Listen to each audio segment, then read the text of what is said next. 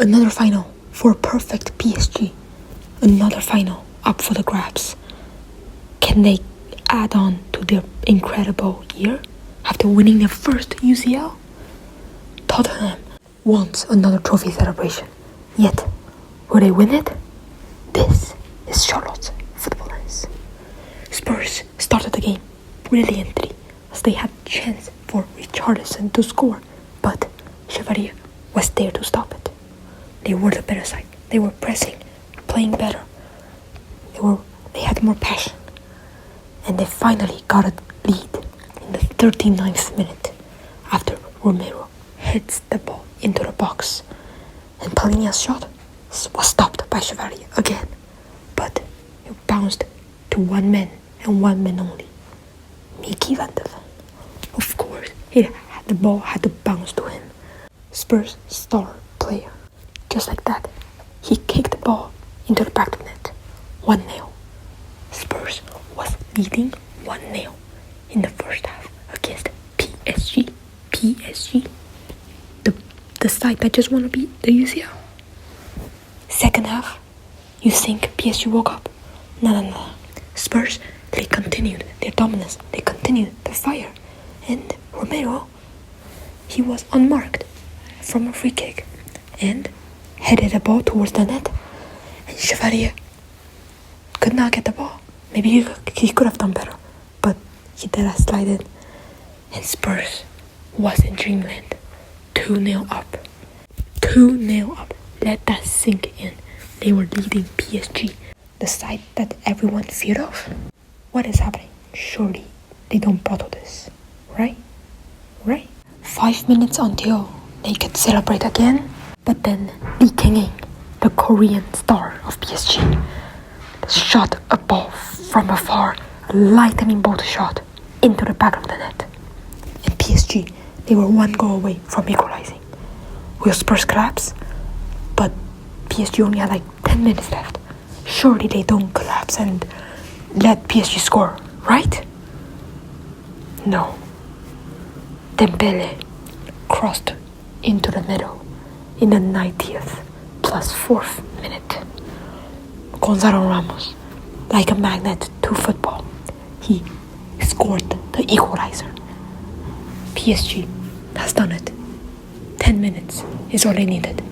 10. They equalized while Spurs collapsed. Again. Spurs were crushed. Gonzalo Ramos, again, the decisive player for PSG. Again. Emotions so high and there was no goals, no action in the extra time. So, penalty had to be decided. The high pressure, high tensed atmosphere. Solanke steps up and he scored his. Vitinha, the one that never seemed to miss it. But today, he shockingly put it wide. It's like the footballing god wanted Spurs to win. So will they capitalize? Spurs has another chance. Are they gonna bottle it again? Bentancur also scores his. Ramos steps up. The pressure is high, but he smashed with all of his power into the back of the net. Then, Mickey van de Ven, Spurs star. He scores, right? No. His penalty was stopped by Chevalier. Back to square one. Spurs lost another chance. Dembele, of course he was not gonna miss. His golden season, of course, he smashed it in to the back of the net. Young star, Matisse Tel, he missed. Spurs, it's all falling apart for us, Spurs. They had a chance. They didn't capitalize. Is PSG gonna capitalize? Lee King-in coldly slotted in. And for Pedro Porro, smashed it in again for Spurs. It all comes down to one man, Nuno Mendes. The pressure is at the highest. Will Nuno Mendes score and win PSG another trophy? Up steps his penalty and smashed it. Top bins. He said, "What pressure? I don't feel any pressure. And just like that, PSG won the Super Cup. Whilst Tottenham Hotspur had chances to win the game, and they failed again. At this point, surely it's in their DNA to keep bottling games. Or maybe not in the Europa League. Heartbreak for Spurs fans again. Meanwhile, Nuno Mendes, what a player. He's so young, yet he's so talented.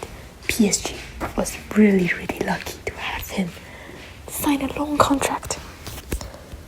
Is he on track to become one of the best left back ever? Or he's already is one of the best? PSG continues their historic season, while Spurs continues the trend of bottling. They were good until 85 minutes, always until. They only went over the line against United. Football is a game of joy and unpredictability. We are a community sharing the same love and passion. That's a wrap. Thank you for tuning in to Charlotte's Football Lens.